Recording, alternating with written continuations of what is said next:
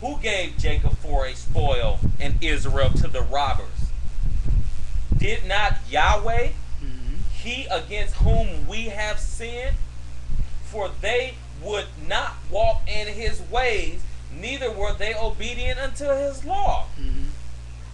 Therefore he hath poured upon him the fury of his anger and the strength of battle, and it hath set him on fire round about, yet he knew not. It burned him, yet he laid it not to heart. Your sons. So, okay, we've been reading this here. Now if we've been following this, we know that Yah called Abraham out, told him, "I'm gonna bless you, huh? You don't have any children, but I'm gonna bless you. I'm gonna make your name great, huh? And I'm gonna give you a land." Right. And we see how Abraham begot Isaac, Isaac begot Jacob, Jacob begot the 12 sons. And the purpose again of Abraham and his seed was to represent Yahweh among the nations. Because out of all the nations from the Tower of Babel, everybody else is sun worshiping all these other mighty ones. And Yah chose Abraham to be the only representative of him. Right. And so we continue to follow that line, that lineage. Abraham begot Isaac, Isaac begot Jacob, Jacob begot the 12 sons, of whom one was sold into slavery, Joseph, okay, and down in slavery in Egypt, Yahweh raised him up to be second in charge of Pharaoh. His brethren eventually came down to Egypt, and there they all dwelt. There Yahweh turned them into a multitude of people. They became slaves. They were made slaves in Egypt. Talking about Israel now, right? Right. Bought back. I mean, Yahweh delivered them by plagues.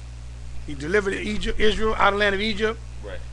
Brought them, the descendants of Abraham, Isaac and Jacob, to Mount Sinai. There, those people, Israel, Yahweh entered into a covenant with them and them only he entered a covenant with. And again, Israel will be the children of Israel, the natural seed, plus those that grabbed themselves in, who chose Yahweh as their Elohim. Right. Those like, Ruth, those like Rahab the harlot, those like Naaman, the leper, the Syrian general. Right. Okay, those like Cornelius. Okay, so those that's Israel. Yahweh entered a covenant with Israel and those who believe that He's the mighty one. Right, of Jacob. And He gave them covenants, commandments, into a marriage agreement in Mount Sinai. And they said, all that Yahweh said we will do. All you say, Yahweh will do. I'll obey. Then Yahweh said, okay, now before you listen here. Now if you obey me, all these blessings will fall upon you. Right. And if you don't obey me, all these curses will fall. You'll still be my people now. I still made my covenant with Israel. However, you can either be blessed, meaning that I will prosper you and you'll rule over your enemies, or you will be cursed, which means you'll be kicked out of the land, cast among the nations, and there you'll serve other Elohims, and there you will be dogged out. Scripture said, oppressed and crushed continually. Continually. That's your choice. Live with me in the land, in the house, and enjoy me and the benefits, okay, and represent me among the nations, bring nations to me, teach them about me, or learn about the nations' mighty ones, get kicked out of the land, and you go join them, worship them, with them, and get dogged out continually, pretty much. Yep. That's the choice. Okay? And unfortunately, Israel chose the latter. They chose the latter. So what's this about? We hear again, there are many people, Hebrews, that are on YouTube and elsewhere, and they're pretty much teaching bigotry. They're teaching, against the white man's fault, that how he's oppressing us, he's doing this and doing that. How much credit should be given to the Europeans for our conditions, or should they be given any credit at all? Is it their fault that we're in the condition we're in? No. Yahweh said right here in 42:24, Isaiah 42:24 said, who gave Yaakov for spoor and Israel to the robbers? Did not Yahweh, he against whom we have sinned? For they would not walk in his ways, neither were they obedient to his law. Therefore he, Yahweh, hath poured upon him the fury of his anger and the strength of battle, and it has set him on fire round about, yet he didn't even know it. He knew it not. And it burned him, yet he laid it not to heart. So too much credit is given to the white man. The white man this, the white man that, the white man this. The white man stole us. We wasn't even bothering nobody. We didn't do nothing to nobody. And the white man came over there and got us. Oh man. Yahweh said, I did this to you.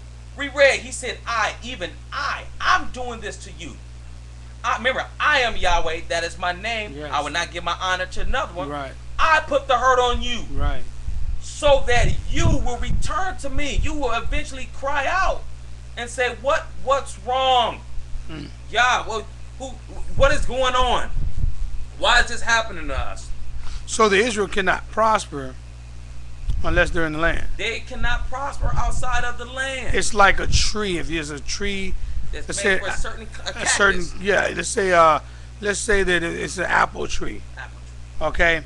Apple tree cannot flourish in Siberia because the environment is not conducive for growth and being productive. Right. But apple tree has to be planted in a place where it gets enough sunshine and rain and so forth. Let's say maybe Washington or California, right, or an area like that.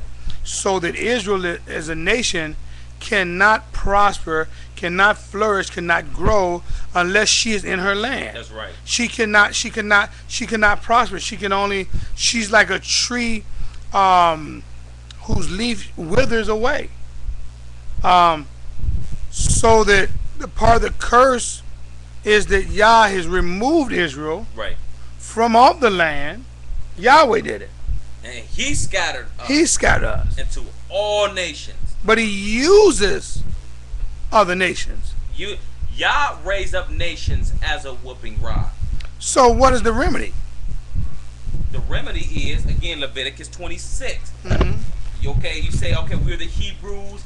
Now what? Now what? Here's the answer. One, as we said in the earlier series, in the early series, we said trying to fight the white man is not the answer.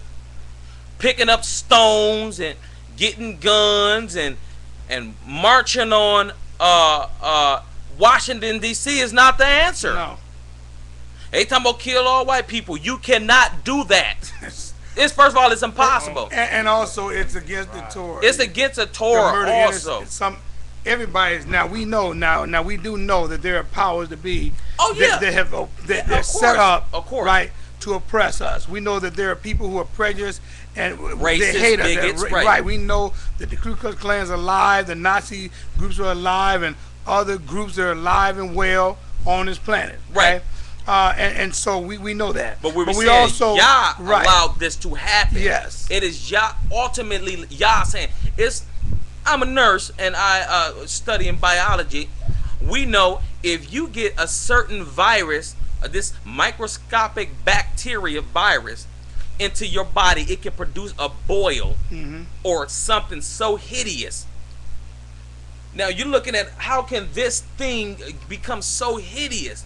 Well, if you look under the surface, you see there is something that's causing that. Yes. Now I'm not calling Yah bacteria or a virus by any means. You're saying that we have a problem. Everybody knows there's a problem. There's a problem. But now we need to dig and search. Well, what is the problem? What's causing this problem? Why are we nappy-headed hoes? Why are we niggers, coos, porch monkeys? Why does people love to insult us? Why do we hate ourselves? Why do we hate ourselves? Why do we rob each other? Why are we robbed by people?